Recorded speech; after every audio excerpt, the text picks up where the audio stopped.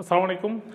চলো শিক্ষার্থীরা আমরা এবার পরবর্তী টপিকসে চলে যাই। আমরা একটু এর আগে দুইটা ক্লাসে দেখেছি হচ্ছে বিক্রিয়া হার কি, কীভাবে বিক্রিয়া হার নির্ণয় করতে হয়, এবং সেখানে তোমাদের বই রিলেটেড যতটুকু টপিক দরকার আমরা ততটুকু শিখিয়েছি। কিন্তু আবারও বলি, বিক্রিয়া হারের ক্ষেত্রে আরও অ্যাডভান্স অনেক থিওরি আছে, সেখানে মৌল সংখ্যার হিসাব আছে, বাট তোমাদের লেভেলে সেটা দরকার নেই বলে আমরা সেটা শিখিয়ে নিই।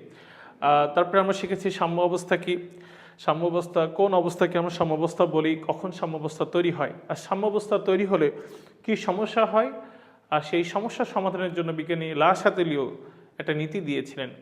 আজকে আমাদের টপিক হচ্ছে লা শাতেলীয় নীতি এবং এই সাম্যাবস্থার উপরে তাপ, চাপ এবং ঘনমাত্রার প্রভাব কিভাবে বিরাজ করে। চলো আগে লা শাতেলীয় নীতিটা একটু দেখি। বলা হচ্ছে যে কোনো উভমুখী বিক্রিয়া সাম্য অবস্থা থাকাকালে যদি বিক্রিয়ার প্রভাবক যেমন তাপমাত্রা, চাপ আর ঘনমাত্রা পরিবর্তন করা হয়, তাহলে সাম্যের অবস্থান এমনভাবে বদলাবে যে প্রভাবক পরিবর্তনের ফলাফল প্রশমিত হয়। আমার লাস্ট লাইনটি একটু ছোট্ট করে বলবো, তারপরে আমাদের চলে যাব আমরা তাপের প্রভাবে। বলা হচ্ছে সাম্যের অবস্থান এমনভাবে বদলাবে, কথা মানে বিক্রিয়াটা সাম্য অবস্থা আছে মানে একদম মিডিল পয়েন্টে আছে, মানে কোনো দিকে বিক্রিয়া যাচ্ছে না, উভয় দিকে সেম গতিতে চলছে। সো বিক্রিয়া কোনো দিকে ফলাফল দিচ্ছে না। তাহলে এই সাম্যের অবস্থান তো যে কোনো একটা দিকে নিতে হবে, হয় উৎপাদের দিকে না হয় বিক্রিয়কের দিকে।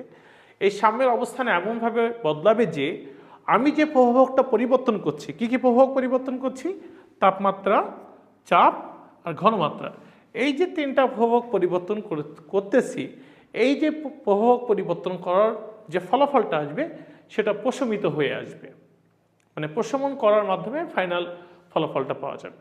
তার মানে আমি একটু ছোট্ট করে বলি, মনে করো আমি যদি তাপ বাড়াই একদিকে, ধরে নাও আমি রিঅ্যাক্ট্যান্টের দিকে তাপ বৃদ্ধি করে দিয়েছি, অনেক তাপ বেশি, প্রোডাক্টের দিকে তাপ কম, তাহলে একটা জিনিস খুব সিম্পলি বলো তো, রিঅ্যাক্ট্যান্টের দিকে তাপ বেশি, প্রোডাক্টের দিকে তাপ কম, তাহলে স্বাভাবিক কনসেপ্ট কি মাথায় আসে ভাই?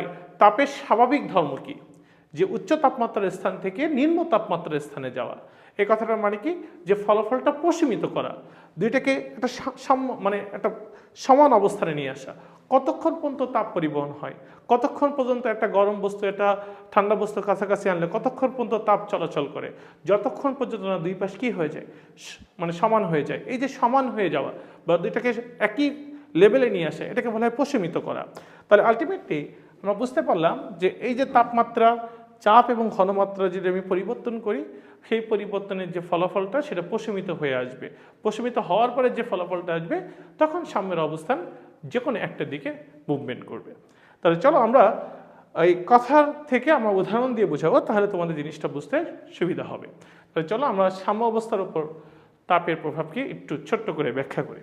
চলো ফার্স্ট আমরা জানি তাপের উপর নির্ভর করে বিক্রিয়া দুই প্রকার, এটা হচ্ছে তাপোৎপাদী বিক্রিয়া, একটা হচ্ছে তাপহারী বিক্রিয়া। সো আমরা ফার্স্ট যে বিজ্ঞানে আলোচনা করবো সেটা হচ্ছে তাপোৎপাদী বিক্রিয়া। তাহলে তাপোৎপাদী বিক্রিয়া, চলো তাপোৎপাদী বিক্রিয়া আমরা কি জানি? রিঅ্যাক্ট্যান্ট থেকে প্রোডাক্ট তৈরি হওয়ার সময় হিট উৎপন্ন হয়, তাই না?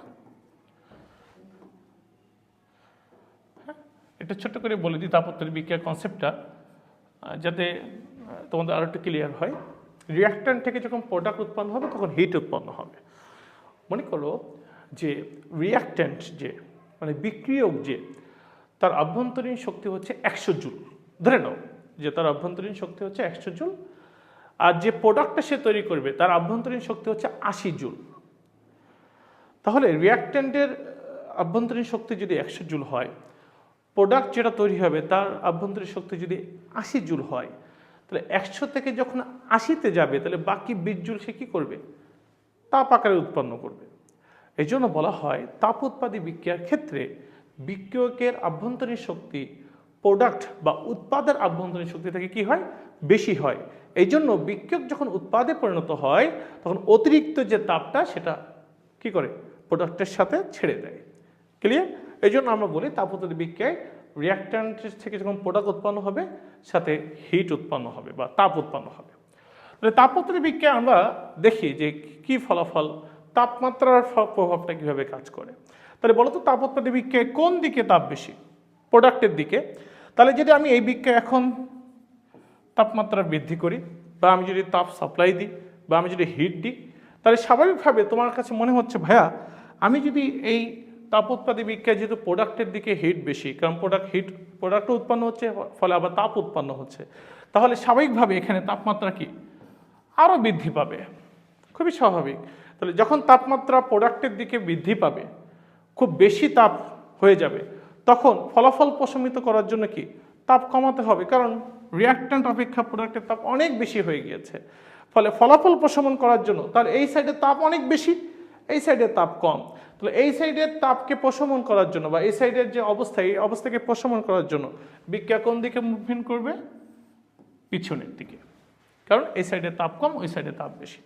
তাহলে এই যে বলা হচ্ছে দেখো তাপমাত্রা এই যে সাম্যের অবস্থান এমনভাবে বদলাবে যে প্রভাবক পরিবর্তনের ফলাফল কি হয়? প্রশমিত হয়। আমি তাপোৎপাদী বিক্রিয়ায় তাপ দিয়েছি, প্রোডাক্টের দিকে তাপ বেশি ছিল, আমি আরও বেশি তাপ দিয়েছি। যখন আমি আরও বেশি তাপ দিয়েছি তাহলে আরও বেশি হিট হয়েছে। এই পাশে যদি আরও বেশি হিট হয়, এ পাশে হিট কম, তাহলে স্বাভাবিকভাবে ফলাফল প্রশমন করার জন্য বিক্রিয়াটা কোন দিকে চলে আসবে? পিছনের দিকে। তাহলে এই জন্যই তাপোৎপাদী বিক্রিয়ায় তাপ বৃদ্ধি করলে বিক্রিয়া পশ্চাৎমুখী হবে। ফলাফল প্রশমন করে বিক্রিয়া কি হয়? পশ্চাৎমুখী হয়। তাহলে ভাই তাপ হ্রাস করলে কি হবে? মনে করো যে এই বিক্রিয়া সিস্টেম, তাহলে এবার তাপ হ্রাসের হিসাবটা দেখি। তাপ হ্রাসের হিসাবটা হচ্ছে, দেখো এই সিস্টেমটার উপর এখন তাপ কমাই দিচ্ছি, হিট কমাই দিচ্ছি। এর মনে করো এর হিট অনেক, এখন মনে করো যে তাপোৎপাদী বিক্রিয়া হিট আছে ভালোই, এখন আমি হিটটাকে কমাই দিলাম। তখন এই সিস্টেম যখন তাপ হারাই ফেলবে, তখন তার কি দরকার? আরও বেশি তাপ দরকার। খুব ভালো করে বোঝো যে তার একটা তাপোৎপাদী বিক্রিয়া যেখানে তাপ উৎপন্ন হয়, আমি কোনো কারণে এই সিস্টেমটা থেকে আস্তে আস্তে তাপ টেনে নিচ্ছি বা তাপ সরিয়ে ফেলছি। এমন বলতে এই সিস্টেম থেকে যখন আমি তাপ সরিয়ে নিব, তখন এই সিস্টেম কি তাপের অভাব বোধ করবে, তখন এই সিস্টেমে কি দরকার? তাপ দরকার। বলতো এই যে রিয়াক্ট্যান্ট থেকে যখন প্রোডাক্ট হচ্ছে, মানে বিক্রিয়া যখন সম্মুখমুখী যাচ্ছে, তখনই তো তাপ উৎপন্ন হচ্ছে, তাই কিনা? তার মানে এই বিক্রিয়া থেকে যখন আমি তাপ সরিয়ে ফেলবো বা আমি যখন তাপ হ্রাস করব, তখন এই বিক্রিয়ার তাপ দরকার। এই বিক্রিয়ার তাপ দরকার হলে এই বিক্রিয়া তখন কি করবে? সে ফরওয়ার্ড রিয়াকশন করবে, কারণ আমরা জানি ফরওয়ার্ড রিয়াকশনের ফলেই এখানে তাপ উৎপন্ন হয়।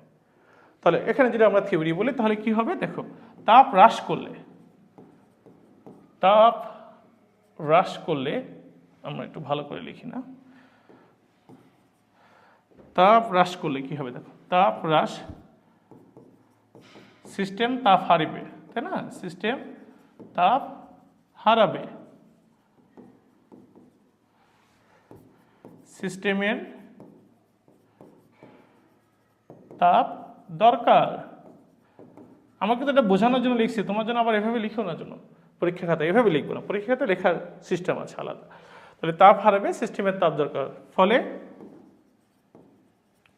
সম্মুখমুখী বিক্রিয়া চলবে। কারণ আমরা জানি তাপ উৎপাদী বিক্রিয়ায় সম্মুখমুখী বিক্রিয়া চললে তাপ উৎপন্ন হয়। তাহলে তাপ উৎপাদী বিক্রিয়া যখন আমি তাপ হ্রাস করছি, তখন সিস্টেম তাপ হারাচ্ছে, তাপ হারানোর ফলে সিস্টেমের তাপ দরকার, আর সিস্টেম তাপ পাবে কি করে? যখন সে ফরওয়ার্ড রিঅ্যাকশন করবে, তাহলে বিক্রিয়াটা সামনের দিকে চলবে। তাহলে আমরা লিখতে পারি তাপ হ্রাস করলে বিক্রিয়া সম্মুখ দিকে যায়, তার মানে বিক্রিয়া বেশি বেশি উৎপাদ তৈরি হবে। তাহলে আমরা একটু বলি সাম্য অবস্থায় তাপের প্রভাবের ক্ষেত্রে, তাপ উৎপাদী বিক্রিয়ার ক্ষেত্রে তাপ হ্রাস করলে ফলাফল প্রশমিত হয়ে বিক্রিয়া ব্যাকওয়ার্ড হয়, কারণ প্রোডাক্টের দিকে তাপ বেশি হয়ে যায়, তখন তাপ হ্রাস করার জন্য সেটা ব্যাকওয়ার্ড রিয়াকশনের দিকে চলে আসে, রিয়াক্ট্যান্টের দিকে, মানে পশ্চাৎমুখী চলে আসে। আর আমি যদি তাপ উৎপাদী বিক্রিয়ায় তাপ হ্রাস করি, তখন সিস্টেম তাপ আবার উৎপন্ন করতে চাই, আর আমরা জানি তাপ উৎপাদী বিক্রিয়ায় ফরওয়ার্ড রিয়াকশনে তাপ উৎপন্ন হয়, তার মানে বিক্রিয়া সামনের দিকে যাবে, এই জন্য তখন বেশি বেশি উৎপাদ তৈরি হবে। তাহলে তাপ হ্রাস করলে কেন পশ্চাৎমুখী, এবং তাপ বৃদ্ধি করলে কেন পশ্চাৎমুখী, আর তাপ হ্রাস করলে কেন সম্মুখমুখী, আশা করি বুঝতে করার অসুবিধা নেই। চলো আমরা ছোট্ট করে আর একটা টপিকে চলে যাব, সেটা হচ্ছে তাপ হারি বিক্রিয়ার ক্ষেত্রে